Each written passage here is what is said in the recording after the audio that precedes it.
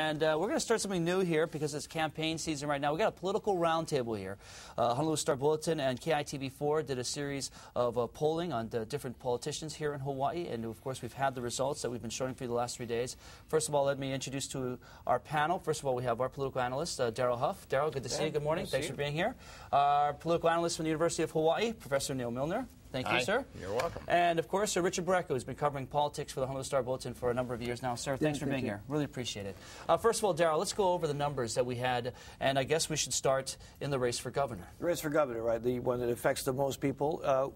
We found, interestingly enough, that the race for governor is a dead heat if you have the two candidates being Neil Abercrombie and Mufi Hannemann, the poll results being 37% in a primary for Abercrombie, 34% for Hannemann, and 29% undecided. But I think that if I suggest to Richard or Neil, this is basically a dead heat, right? Let's start with the. Oh, go ahead. Yes, I was going to say it is in the Democratic primary. It's definitely a toss-up one way or the other. The only difference is when you take the two candidates and put either one of them against the Republican Duke Iona, and then it appears that the Democrat has a strong edge on it. Let me ask you this: were you surprised? I think a lot of people were expecting that Mufi Hannemann would probably be ahead in a lot of polls, just the way it seemed that things were playing out. Were you surprised that they were so close? It's interesting that the favorability ratings on all three of the candidates is pretty strong across the board. So they're looked at well by the voters that we sampled. And Professor Milner, do you see any holes in the number? Do you see anybody, perhaps Neil Abercrombie with the 29% recognized unfavorable, or any of the numbers out there that jump out to you? That no, I think what jumps out to me is how close they are in every bit of the profile, both in terms of the percentage of votes they get in preferences, positives and negatives. I think people were surprised at how well Abercrombie did. I think lots of people were, because what I was hearing in the community is that he doesn't have a chance and all these sorts of things. This really reflects an early poll that was done in a not very systematic way by Daily Kos, a blog a few months ago.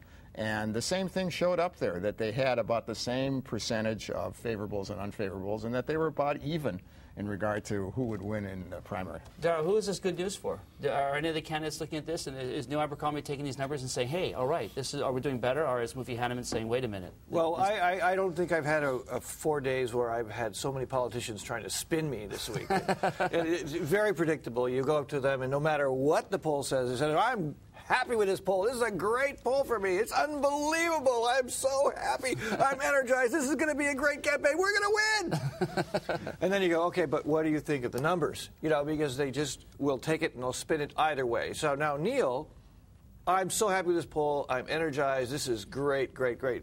Richard and I did the interview the same day, and it was like, okay. You might as well just ask the question 52 times, and you'll get 52 times the same answer. Right. Mufi Hannemann, however, is cleverly, I think, and you guys could comment on this, he's put a little box around himself where he could say, I'm not going to talk about that because that has to do with the governor's race, and I'm not a candidate.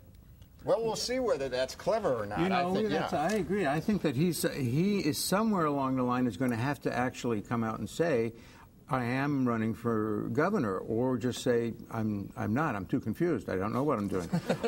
Because right now he's collected over $1 million.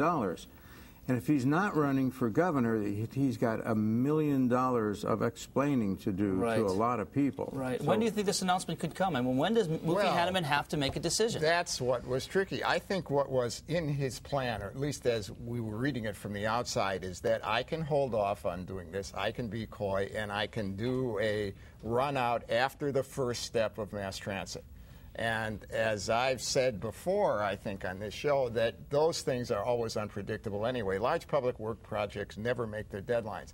And I think what's happened is that not only has that missed the deadline, there is resistance now, and that affects the timing of it. And Neil comes back and begins to campaign and puts more pressure on the mayor to come forward with something. So I don't know if the box is really a very effective way of doing it. It may be he doesn't really have an option right now. Well, I think that's part of his problem, because if he actually comes out and declares and files, he's got to leave office. And I think his goal, it's interesting you bring up rail. We talked about same-sex marriage earlier, and we can go back to that because it's fascinating the way that's playing out between him and Iona.